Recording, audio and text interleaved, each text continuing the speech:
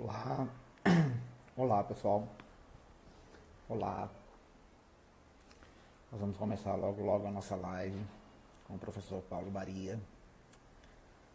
Ele já deve estar entrando por aqui também. Olá, Marcos.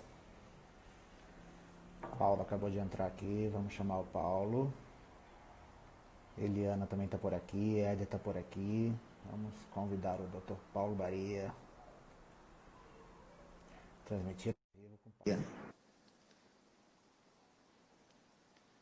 Olá, Marcos. Paulo, aceita aí e vem comigo. Boa tarde. Tarde. Agora conseguiu focar. Tudo bom, Paulo? Focando aqui. Tudo bem. Eu tô sem testa aí. Estamos organizando. Agora sim. Tá ajeitando, tá ajeitando. Até a câmera ficar bem, a gente vai se acostumando. Eu agora que já estou quase, não estava vendo, eu já fiz, por incrível que pareça, mais de 30 lives desde que começou a pandemia. Então tá O som no tá ruim. número alto aí. Tá ruim, tá cortando. Então, tira o fone de ouvido. Dá pra me ouvir, Marcelo? Dá para te ouvir, sim. Você está me ouvindo bem? Sim, porque aquele negócio do ouvido lá não tava bom, não. Não, a gente vai encontrando as melhores formas de acontecer. Então, pessoal, né? O pessoal está entrando, a gente dá um tempinho para o pessoal começar a entrar, começar a se preparar para nos acompanhar, né? Vocês viram nos nossos anúncios, esse é o primeiro episódio dessa série que nós batizamos de Entre Temes, né? Que será uma série de entrevistas lives. Fala, Paulo. A minha conexão de internet aqui tá ruim, tá dando interferência. Eu vou descer lá no primeiro andar, tá bom? Beleza, então. Vai lá que eu aguardo aqui o pessoal entrando e te espero, então. Vou tirar aqui. Quando você entrar novamente, você me avisa, por favor. Então, pessoal, enquanto o Paulo ele vai descer para o escritório, tem 2 andares ali, eu acho que na biblioteca a conexão não estava tão boa, ele vai descer. Boa tarde, Fernanda. Olá, Ene, tudo bom? A Ene foi minha aluna lá em Votuporanga. Mas, pessoal, como eu estava comentando com vocês, então essa vai ser a primeira de uma série de 10 entrevistas, né? Entrevistas lives que a gente vai fazer. Boa tarde, Bruno. Bruno é o próximo, inclusive. Daqui a pouco eu vou fazer o convite para ele, para o nosso próximo entrevista live, que nós vamos tratar dos artigos escritos para a revista Tênis. Nós decidimos fazer uma divulgação também nesse sentido. Então, além da disponibilização da revista através do totalmente digital, né? Através do site www.fatemes.com.br, nós vamos fazer também uma divulgação através de lives e entrevistas com os autores dos artigos. Porque é muito gostoso, né? Eu me lembro que quando eu assistia o Jô Soares, o Bial, e ele levava algum autor para ser entrevistado, eu sempre terminava a entrevista com vontade de ler o que aquela pessoa tinha escrito. Então a ideia é mais ou menos isso. Deixa eu até colocar o título da live aqui, para a gente deixar fixo aqui para o pessoal que ir entrando sabendo. Entre Temes, vírgula, com Paulo Baria. Paulo Baria. Vamos botar e vamos fixar. Deixa eu ver como é que eu faço aqui para fixar. Fixar comentário. Entre Temes com Paulo Baria. Então, pessoal, o Paulo já deve estar entrando, ele está descendo ali para poder conversar com a gente. E eu até já vou dar um mini currículo dele, né? Quem que é o Paulo Baria, né? Eu acho que tem algumas gerações de advogados aqui de São José do Rio Preto conhecem o professor Paulo Baria, né? Ele é professor universitário há mais de 25 anos já. Então, ele já tem uma longa carreira na academia, né? Mas ele também é advogado. Bom, ele acabou de enviar a solicitação, vamos já incluí-lo aqui. Vamos aguardar o Paulo entrar, que daí eu já faço a apresentação do grande professor. Olá, Marcelo. Melhorou? Melhorou, mas não tá aquelas coisas de conexão, não. O pessoal já sabe, né? Eu vou ter que ir lá dar algumas dicas de live para o Paulo, né? Vamos comprar um ring light para o Paulo, para ter uma iluminação melhor. Nós vamos organizar algumas coisas, que agora o Paulo vai virar habitué em lives, né? Mas, pessoal, então vamos lá. Já conversei com vocês o que é o Entre Temes, é esse projeto, que vão consistir em 10 entrevistas lives com os autores dos artigos da revista Tênis. A revista Tênis você encontra ela totalmente digital, de forma gratuita, no www.fatemes.com.br. Ela tem no formato de PDF. Para quem utiliza Kindle e outros instrumentos de leitura, ela também tem o formato .pub, né, para poder abrir nesses instrumentos de leitura, para poder facilitar o acesso a todo mundo. E ela também vai sair na edição impressa, salvo engano, em no máximo 2 semanas a gente já está com as edições impressas e sendo distribuídas para o Brasil inteiro. Gente, quem é o nosso convidado de hoje? Paulo César Baria de Castilho, mais conhecido como Paulo Baria. Ele é, como eu já estava comentando com vocês, professor universitário há mais de 25 anos, é advogado aqui em São José do Rio Preto, atuando aqui em São José do Rio Preto, mestre em Direito Tributário pela PUC de São Paulo, doutor em Direito do Trabalho pela PUC de São Paulo, pós-doutor pela Faculdade de Direito da Universidade de Coimbra e membro da Academia Brasileira de Direito da Seguridade Social. Mas eu tenho a grande vantagem de poder dizer meu amigo Paulo Baria. É um prazer estar com você aqui, Paulo. Tudo bem? Tudo bem, Marcelo. O prazer é todo meu, né? Você é um entusiasta e um high-tech em pessoa, né? Que eu ainda chego lá para ter essa iluminação e essa maquiagem bonita. Nós vamos fazer essa troca, né? Eu vou agregando conhecimento que tu tem a me transferir e eu vou te dando as dicas de iluminação e maquiagem. Paulo, me diz, você é natural aqui de Rio Preto? Vamos te apresentar um pouco para o pessoal te conhecer um pouco melhor. Sim, Marcelo, sou natural aqui de São José do Rio Preto mesmo. Nascido, criado, batismado, crismado. Crismado, né? E casado aqui em Rio Preto também, né? Não tem crisma, mas tudo bem. Eu sou daqui mesmo de Rio Preto, nascido e criado aqui. Estudei, fiz a minha graduação aqui, né, com muito orgulho, na Unirp, né, há muitos anos atrás, em 1990. Mas a tua graduação não é apenas em Direito, né? Você tem outra graduação também, né? Eu tenho também na área de contabilidade, né? Eu comecei trabalhando como contador. Depois que eu migrei ao mesmo tempo, assim que eu terminei a contabilidade, para o Direito. Perfeito. Formasse em 90, que estava falando isso? A graduação em Direito foi em 90 que eu concluí. Na minha época eram 4 anos ainda o curso de Direito, né? Agora são 5 anos. E o que te levou para o mestrado, Paulo? O que falou, vou fazer um mestrado? Marcelo, é o seguinte, eu sempre tive vontade de dar aula, né? E também de continuar os estudos, de aperfeiçoar os estudos. Sempre, já que eu gostava de dar aula, falar alguma coisa com base mais científica. Foi isso que me levou para o mestrado. E assim que eu comecei a fazer mestrado, eu comecei a dar aula. Então foi uma simbiose, um casamento aí natural entre dar aula e fazer o mestrado. Um casamento natural. É isso. Vai muito disso, né, Paula? O interesse da pessoa em transmitir conhecimento acaba levando ele a intensificar a qualidade do seu conhecimento, né? A busca por um mestrado, né? Você estava me contando, você foi o primeiro doutor em Direito aqui da região, é isso? Pois é, foi sim. Foi o primeiro doutor em Direito aqui em Rio Preto, em 2003, isso, né? Em 2003. Havia outros doutores de Direito aqui, por exemplo, o professor Gentil Faria, que diretor científico da nossa revista, mas ele não era de Rio Preto, ele veio por causa da Unesp para dar aula aqui, de outra cidade do interior de São Paulo. Mas aqui, assim, nascido, criado, batismado, eu fui doutor em Direito. Inclusive, uma vez eu participei de uma banca de mestrado na FAMERP aqui em Rio Preto. Olha só. Na FAMERP? Olha só. Pois é. Era um assunto que envolvia direito, eles não achavam, né, um doutor em direito, me acharam. E foste participar da banca. Para a gente ver a intercomunicação, né? O Paulo foi fazer uma banca de mestrado na FAMERP, que é a Faculdade de Medicina aqui de São José do Rio Preto, uma faculdade muito, muito prestigiada em São José do Rio Preto, né? E essa intercomunicação não é uma coisa tão esdrúxula, né, Paulo? Afinal, nós tivemos um médico membro do STF, né? Barata Ribeiro foi o primeiro médico que foi nomeado ao STF, né? Ele não permaneceu, mas foi nomeado à época ao STF. Ou seja, há sempre uma intercomunicação, né? Cada vez mais, né, Marcelo? A vida em sociedade, ela gera várias intersecções, né?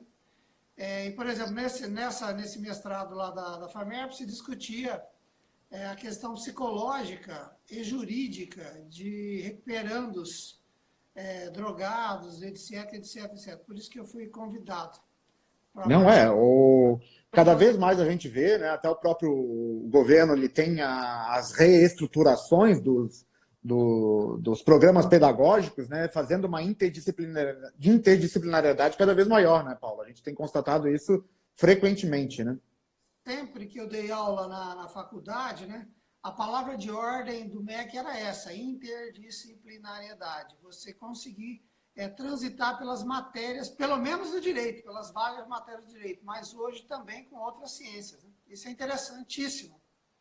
Até no dia do lançamento da nossa revista, né, que foi quinta-feira passada, a gente falava sobre isso, né, trazer novos temas, né, procurar autores que escrevam sobre novos temas, falamos dos direitos dos animais, direito e tecnologia, né, algumas novidades que a gente tem que trazer para o nosso dia a dia, porque é uma realidade, né, Paulo? É uma realidade. Uma outra vertente nossa que é a questão do direito e literatura, nos Estados Unidos, conta o professor Gentil, que é muito comum a citação de peças literárias nas decisões, nas iniciais, nas petições iniciais, nas contestações, especialmente nas decisões judiciais, inclusive da Suprema Corte Americana, é comum citar autores da área da literatura nos votos dos acórdãos que são proferidos por lá. Não, e que bonito que fica, né? Imagina, daqui a pouco eu vou começar a citar novelas nas minhas sentenças, então... Afinal, é uma forma de literatura também, né? Sim. Paulo, entrando no nosso tema, né? O nosso artigo que abre a nossa revista, né? É o primeiro artigo da revista, Tudo se cria, nada se copia. Eu dei uma boa lida no artigo, me encantei com as palavras, e logo de início... Tu trouxe um termo, até eu quero te comentar sobre isso, eu não sei se teve ligação ou não. Você usou o seguinte termo, as ideias são disseminadas pela rede mundial de computadores com uma velocidade estonteante. Ao ler essa frase, me veio à cabeça Milton Nascimento, que tem uma música, Um Índio, que ele fala exatamente isso. Um índio descerá de uma estrela linda e brilhante, que virá numa velocidade estonteante. Não teve como eu não pensar. E querendo ou não, o artigo todo é mais ou menos nesse sentido, né? Você faz diversas citações dizendo que a ideia de se produzir algo científico é reanalisar com outros olhos aquilo que quiçá já foi escrito. O que você acha disso, Paulo? Então, esse que acabou se tornando o primeiro artigo da revista, na verdade era para ser uma introdução, um prólogo, alguma coisa assim.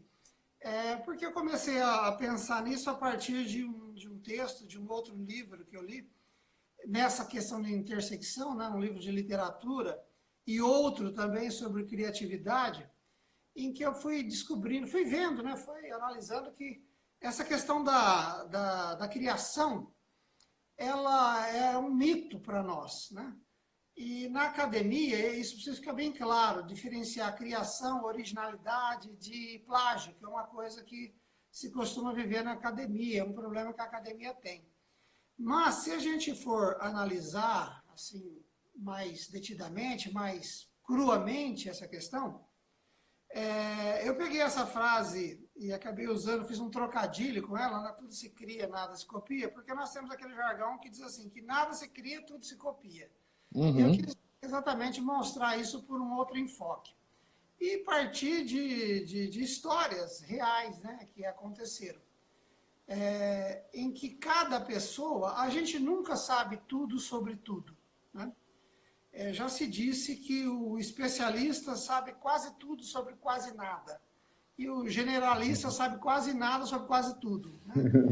E não é possível a pessoa conhecer tudo, nem só da sua área de direito, imagine de todas as ciências.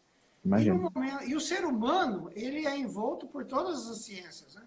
Ele vive e é estudado por todas as ciências, da medicina até as ciências humanas, como, por exemplo, o direito e etc. Então, essa intersecção é necessária. Então, quando a pessoa escreve alguma coisa, ou acha que está sendo novo naquilo que está falando, é um mito achar que as pessoas são gênios. Né? Tirando, talvez, raríssimas exceções, não existe gênio. Né? Eu me lembro bem que tinha essa questão no grupo escolar, na minha época de escola, os melhores alunos sentavam na fileira A, encostada na parede. Os piores na B, C, D e E, né? Eram 5 carreiras de alunos, e cada um sentava de acordo com a nota que tirava no primeiro bimestre, ele ficava numa Se fileira. acomodando. Exatamente. Como se existisse... Isso hoje seria um pecado, né? Imagina, né? Seria passível de morte o professor que fizesse isso. Esse tipo de divisão dentro da sala de aula. Porque não existe essa questão de uma pessoa que é burro ou não sabe as coisas, ou, que não, ou um gênio que cria tudo, que tudo é fácil para ele criar. Não é assim. Na verdade, tudo aquilo que se cria não sai do nada. Alguém que antecedeu aquela pessoa já deu uma ideia básica para que ninguém inventou a roda. Até no dia Sim. que chegaram a roda, eles começaram provavelmente com uma roda quadrada. E deu para ela ficar até redonda, né? Não, Então, e como é importante falar isso, né, Paulo? Porque às vezes as pessoas falam, nossa, eu não consigo ter a minha ideia de ouro, eu não consigo desenvolver a minha ideia, sendo que não é necessário isso, né, Paulo? É mais ou menos isso que eu entendi do seu artigo. A ideia é que o inteligente, na verdade, é conseguir congregar as mesmas ideias, às vezes sobre um ponto de vista diferente, sobre uma análise diferente, né, e trabalhar isso, não necessariamente ter a ideia de ouro, ser esse gênio tão sonhado que, como você falou, não existe, né, Paulo? não existe. É essa questão. A originalidade pode estar na forma como você se aproxima do objeto. Às vezes o tema já foi discutido várias vezes, mas a forma como você dá o enfoque naquilo é que cria a originalidade. Então, não é uma questão de copiar aquilo que escreveram lá para trás. Essa é uma preocupação que a gente deve ter. E essa revista Temes, o propósito nosso é desmistificar isso também. Ou seja, de que qualquer um que tenha o estudo dentro da área sério, é possível criar e fazer bons artigos na área científica e jurídica. Por quê? Porque a partir de ideias já pré-concebidas por outros, você vai desenvolvendo aquilo e ampliando aquilo. Não necessariamente descobrindo a roda. E eu cito no meu artigo aquele exemplo do Isaac Newton, né? Que Achei muito legal aquilo ali. isso está num livro sobre a história da criatividade, que ele disse que se ele conseguiu ver mais longe é porque ele estava de pé no ombro de gigantes. Com isso ele estava dizendo o seguinte, olha, eu só consegui desenvolver todo o meu raciocínio, toda a minha teoria, porque outras pessoas vieram antes de mim e deram a base para que eu a desenvolvesse. E outros vão continuar desenvolvendo, como Einstein fez em cima das ideias dele e outros tantos. O que é importante citar nesse caso, de onde eu tirei essa citação, que é um livro sobre a história da criatividade, é que essa frase não é do Isaac Newton. Era um jargão comum à época, que já veio de outro lugar, e esse livro mostra a origem de onde vieram essas citações. Estar em pé no ombro de gigantes. Então, Sim. nem Isaac Newton foi Você original. até Isaac Newton, né? Pois é, ele pode se utilizar das referências de outros, né? E esse livro diz que nem era necessário o Newton falar isso, porque esse era um jargão da época, era um dito popular. Não precisava dizer, Isaac Newton falou isso, não precisava dizer a fonte disso. Porque isso era comum, era conhecimento comum da época. Né? Olha só. Até a professora Deise Ventura, que é professora da FGV, ela escreveu um livro, ela foi minha professora lá na Federal de Santa Maria, e ela escreveu o livro Monografia Jurídica. E ela fala, na tentativa de acalmar um pouco, trazer um pouco de paz para os estudantes, para os acadêmicos de direito, né, como eu era à época, ela fala, tudo que se escreve no direito hoje, na ciência jurídica hoje, nada mais é do que revisão bibliográfica. É conseguir pegar algo que já foi escrito, revisar aquilo que já foi escrito e muitas vezes chegar à mesma conclusão do que já foi escrito. Mas esse estudo sempre é válido, né? Um novo ponto de vista, uma busca por um novo ponto de vista. E destacando sempre, né, Paulo, o acadêmico do direito, às vezes nesse ímpeto de querer escrever, de querer ter ideias originais, ele esquece do mais importante, né, que é a citação bibliográfica, né, que é fundamentar cada parágrafo escrito, né, citar a bibliografia de cada parágrafo escrito. Não tem problema todo parágrafo ser com citação, né, Paulo? Desde que efetivamente citado, né? Desde que efetivamente citado, que você decreta a fonte. Essa honestidade intelectual é o que se espera, não é? Porque, como eu disse, ninguém é gênio e nem precisa ser gênio. O que precisa é trazer a debate, o assunto, sobre uma nova ótica. Ainda que já tenham falado quase tudo ou tudo sobre o direito, sempre haverá uma ótica nova sobre aquele assunto. E, claro, há outros temas que são absolutamente novos para nós. Exemplo, uma vertente da revista que a gente quer dar é a questão dos direitos dos animais. Né? como é que quem falava que um animal poderia ser, que é um ser senciente, poderia ser dotado de personalidade jurídica? No direito brasileiro ainda não o é, como a gente sabe, né? Mas caminha para isso, como em outras partes do mundo. E isso não, inclusive temos casos de animais serem herdeiros, né? A jurisprudência já mostrou isso, né? De deixar fortunas para cachorros, para gatos, né? Então, por que não analisar, né? Tem toda essa discussão, ainda que eu coloque isso num outro grau, numa outra classificação, e aí que é legal o direito, o professor Geraldo Ataliba dizia isso, que o grande barato, o grande lance do direito é o seguinte, é você enquadrar um fato no instituto jurídico. Depois que você enquadrar aquele fato no instituto jurídico, o resto está fácil, porque esses institutos já foram estudados à exaustão pelo direito, né? Então, se você coloca lá que o animal é uma pessoa, tá, então vamos estudar direito da personalidade. Não, o animal não é uma pessoa, é uma coisa, então vamos tirar direito das coisas. Nós estamos nesse momento de transição do animal, né? Da classificação jurídica do animal, do pet especialmente. Ele é uma pessoa ou ele é uma coisa, um objeto de alguém? Nós estamos numa transição dessa teoria. E tantas outras. E ainda que a gente possa dizer, nossa, como assim, né? Tratar animais com personalidades, né? Se pensar que isso, poderia se cogitar que isso hoje seria algo esdrúxulo, há menos de 40 anos atrás, falar em divórcio também seria algo esdrúxulo, né? Falar em pacificação das uniões homoafetivas seria algo esdrúxulo, ou seja, o direito ele evolui junto com a sociedade, né, Paulo? E é o que a gente até os nossos telespectadores estão falando aqui, né? É uma evolução, né? É uma análise evolutiva do que a sociedade vem agregando diariamente, né? E dando seus valores em determinados momentos. E escrever sobre isso é importante, né, Paulo? É trazer isso para o debate científico, né? Sobre essa questão da atualização, isso é importantíssimo, né? Karl Barth, que é um teólogo protestante que viveu na Suíça no século passado, ele dizia que o cristão é aquele que tem a Bíblia numa mão e o jornal na outra. Se eu fosse parafraseá-lo no mundo jurídico, eu diria que o jurista é aquele que tem o código de leis numa mão e tem o jornal na outra. E o jornal na outra. É você fazer direito sem conhecer a tua realidade social. E como é que esse direito se insere na realidade social? Nós poderíamos citar aqui, passar a tarde inteira citando exemplos, mas vou falar de uma decisão que eu lhe mandei ontem, de uma juíza do TRT da 2ª Região, que reconheceu o estatístico nesses casos das benditas plataformas digitais, que a semana passada fizeram greve os entregadores de plataforma. Dia 1º de julho. Esse é um direito novo.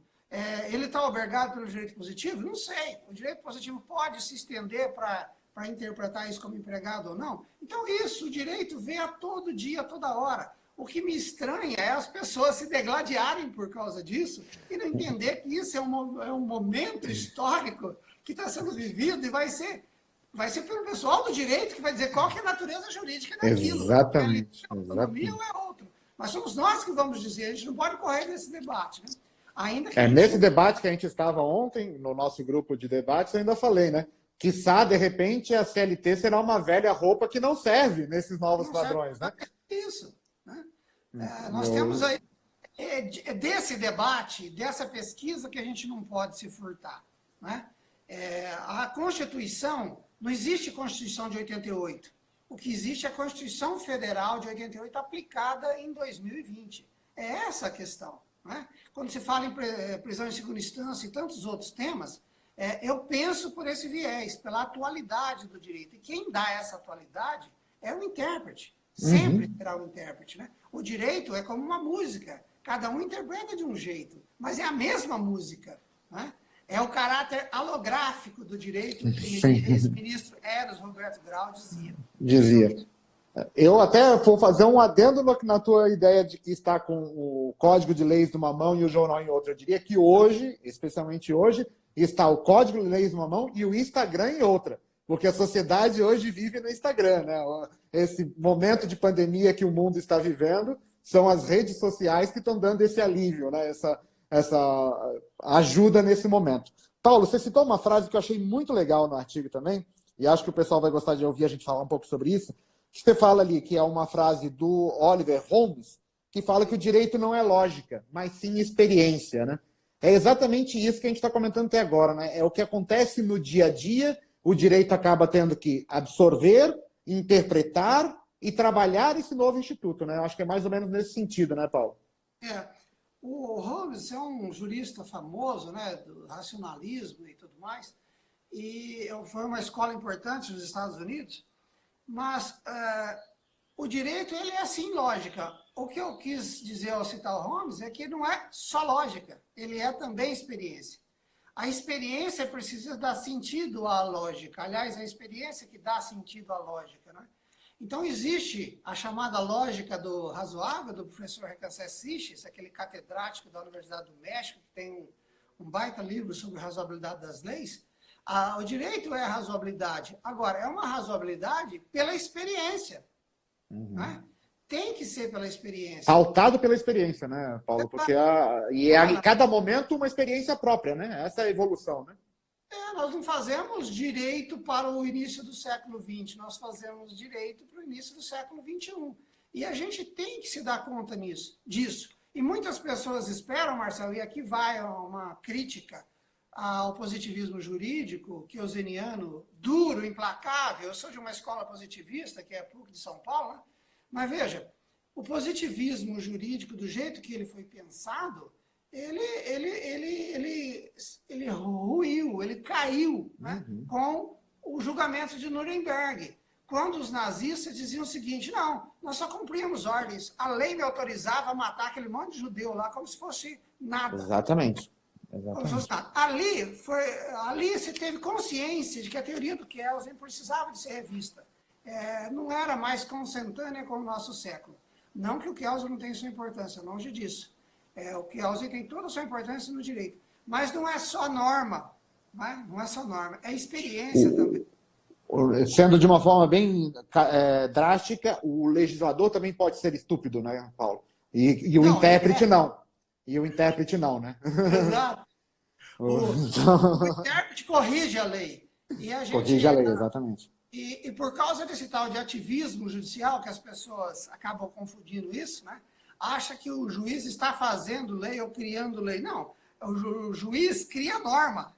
Essa é a função dele, a função criadora do juiz. Tem um juiz de Rio Preto aposentado, que mora no meu condomínio, que é o doutor Juvencio Gomes Garcia, que graças a Deus está lá velhinho, mas vivo. Ele tem um livro escrito sobre isso, que eu tive o prazer de ler e ser autografado por ele, que é a função criadora do juiz. Quando o juiz sentencia, decide, ele transforma a lei em norma. Ele transforma aquele direito positivo, a letra fria da lei, numa norma de conduta concreta. E o juiz tem... Essa é a função do juiz. Então eu fico assim, estarrecido quando falam do ativismo judicial. Claro que eu estou tirando aqui as exceções. Sim. As exceções. Porque tem também gente que julga de acordo com a sua cabeça apenas. Não. Pensa no sistema, tem a coerência dentro do sistema jurídico. E quando o juiz julga com coerência dentro do sistema jurídico, nós vamos entender que não há decisão certa ou errada. Existe decisão que combina os demais fatores do direito com aquele caso concreto que foi posto. Claro. O judicial é a aplicação natural da lei. É assim que a lei é aplicada. Olha que incrível, você falando isso agora... Olha que incrível, você está falando isso agora e entrou aqui entre os nossos acompanhantes a professora Janete Deste, que é juíza do trabalho aposentada lá do TRT4, e me preparou na época para o concurso público da magistratura. E ela falava exatamente isso. Marcel, quando você estiver fazendo a sentença na prova de concurso, você tem que analisar a lei de acordo com aqueles fatos que estão sendo apresentados ali. Você tem que fazer essa interpretação, você tem que ter esse ativismo judicial. Quanto ela falava isso na época que estava me preparando para o concurso ainda. Então, é uma realidade, né, Paulo? Só que muitas vezes a gente se depara com uma sociedade não sabendo, não entendendo o que é esse tal de ativismo judicial, né? E a gente precisa de momentos como esse, né, para explicar um pouco disso, né? Exatamente isso. As pessoas, de forma geral, confundem ativismo judicial com arbitrariedade. São coisas totalmente distintas. O ativismo judicial sempre houve, sempre haverá. O juiz precisa interpretar a lei.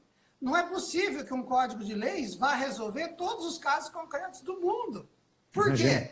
Porque a realidade é muito mais fértil do que a imaginação do Bobbio já sempre falou isso, né? Norberto Bobbio sempre falou isso. Não tudo numa lei. Não dá. Tem casos concretos, os casos são diferentes, as pessoas são diferentes, né? E aí a beleza do princípio da isonomia, da igualdade, etc. E tal. Isso precisa ser melhor entendido. E talvez já vou convocar aqui, quem está assistindo a live, quiser se inscrever, por exemplo, gostaria de escrever sobre ativismo judicial e enfrentar esses lados da questão da decisão judicial.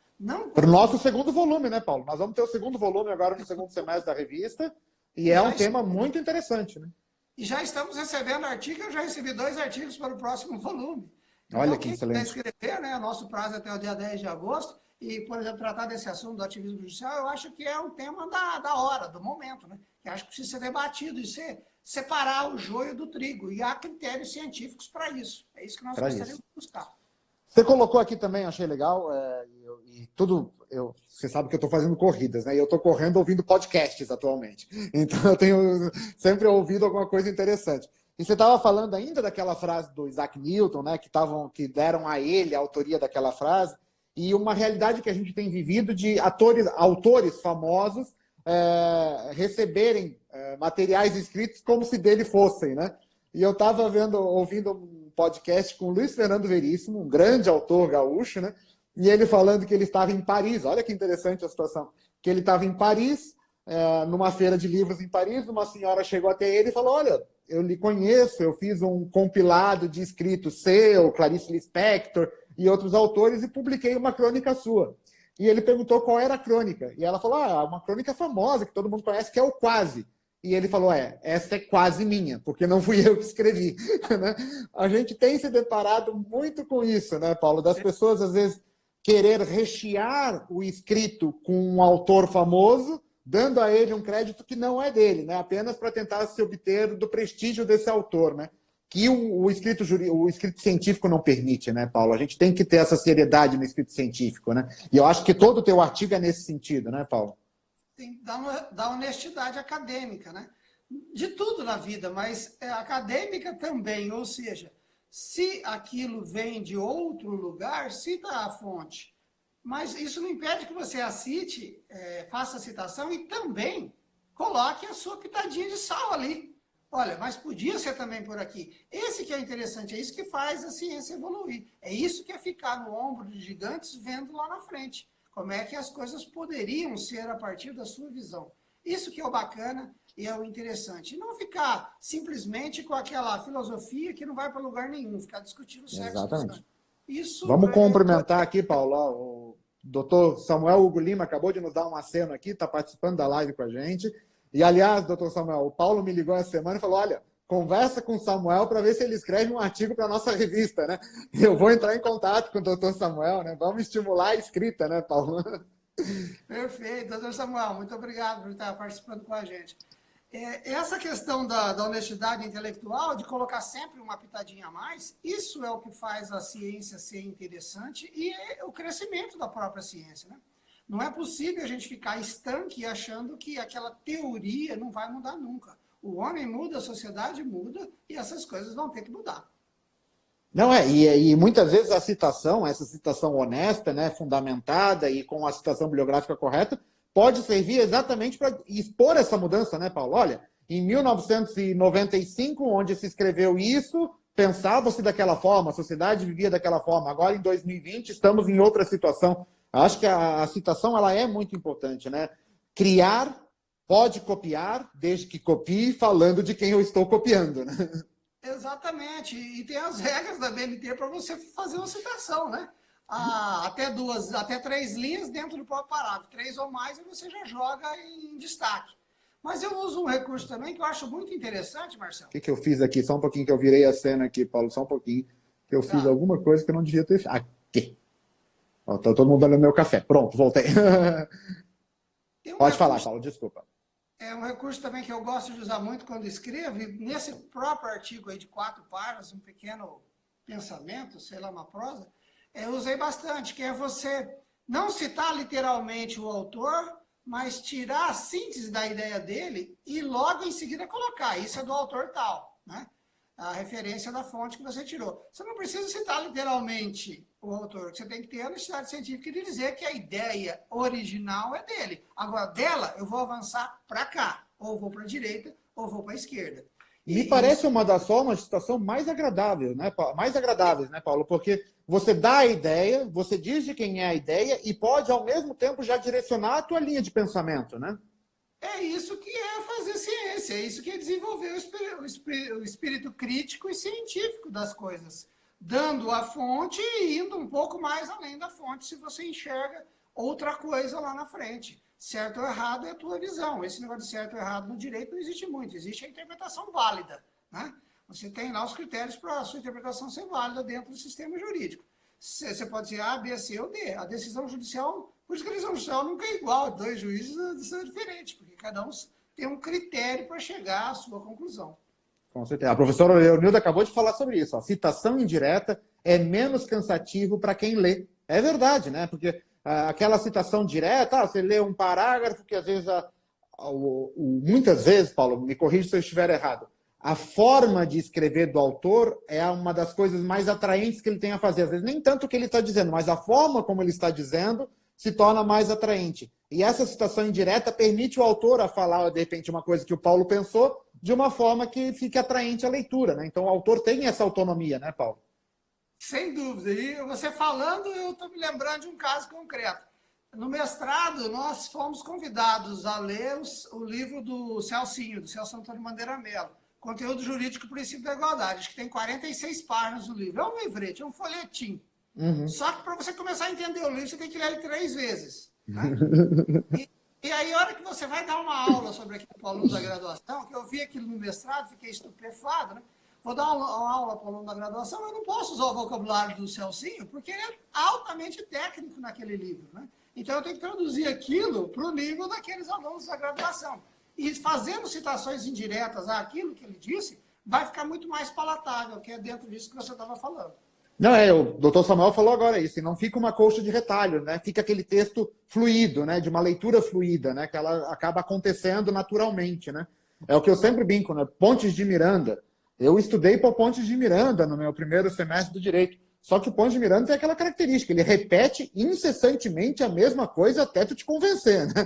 Então, muitas vezes, a mesma ideia do Pontes, que ele levou 30 laudas para explicar, em 5 laudas conseguiria fazer a mesma ideia, né? Então, São estilos diferentes de cada autor, né? E isso vai ter sempre, né? Mas eu hoje, no século XXI, diria o seguinte, na época das redes sociais, o mais é menos, né? Se você quer falar mais, fale com menos palavras, porque ninguém vai ficar ouvindo um discurso do Fidel Castro de 9 horas, não dá. o Twitter é o grande revolucionário disso, né? São 140 teclas, 140 batidas, né? Então é o que ele permite. Olha, em 140 você tem que desenvolver a tua ideia aqui. Então o Twitter hoje, as redes sociais nesse mundo que a gente está vivendo, traz isso, né? A doutora Leonilda falou outro comentário muito interessante. Ela fala que essa cópia, muitas vezes, vem quase... lá vou eu interpretar o que ela está falando, quase me encher linguiça, né? Com intento de aumento de conteúdo. Exatamente isso, né? Às vezes quer estender o número de páginas do artigo, né, doutor Paulo? E é isso que nós não queremos na revista Tênis. Diga exatamente o que você quer dizer, né? Se nós estivéssemos aqui numa aula de educação sexual, vá ao ponto G. Vá ao ponto G. Ao ponto que você tem que resolver a questão, porque o mundo de hoje não dá tempo para esperar tudo isso.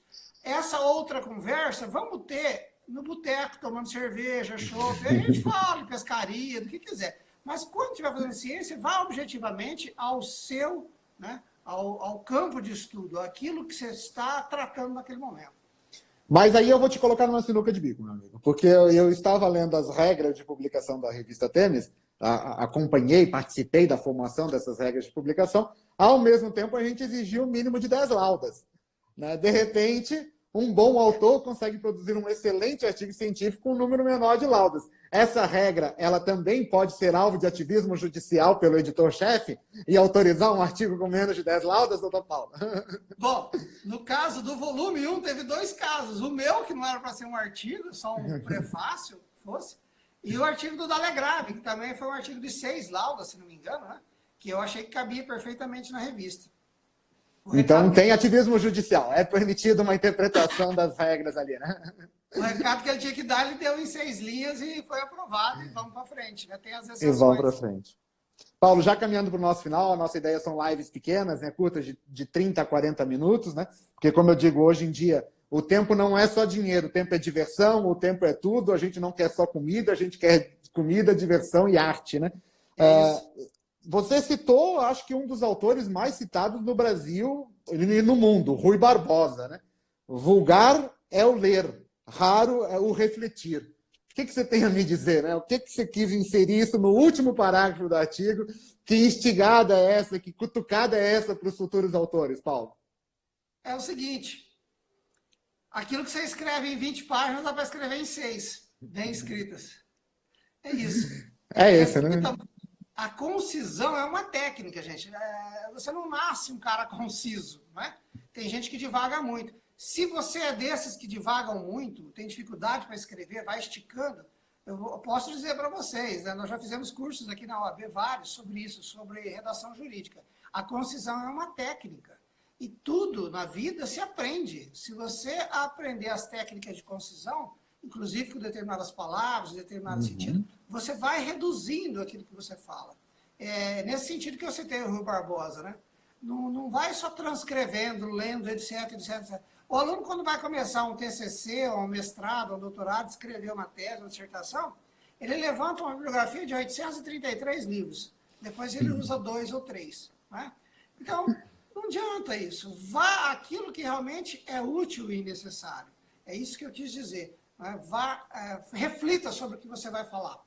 Deixa eu ver se eu entendi. Vamos valorizar a ciência, desmistificando essa necessidade de longos alfarrábios, de grandes escritos, e sim trazendo de forma concisa esse conhecimento. A gente tem falado isso para tudo, né, Paulo? Não só para artigo científico, como peças judiciais, sentenças, acórdãos, né? Exatamente isso. A sabedoria mora na simplicidade, a beleza mora na simplicidade. Né?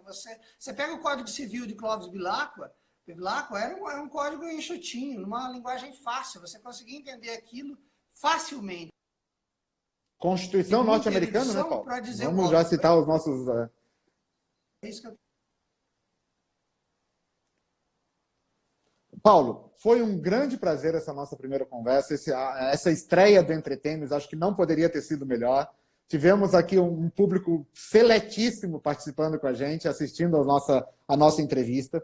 Pessoal, eu espero que vocês participem. Como eu já comentei, ela será a cada 15 dias, né? Vai ficar marcado o Entretênios. Essa estreia foi na quinta-feira, mas o horário do Entretênios será terça-feira, às 17 horas, live com entrevista, cada um dos artigos publicados na revista. Não deixem de acessar a nossa revista para ter acesso aos artigos, www.fatenes.com.br.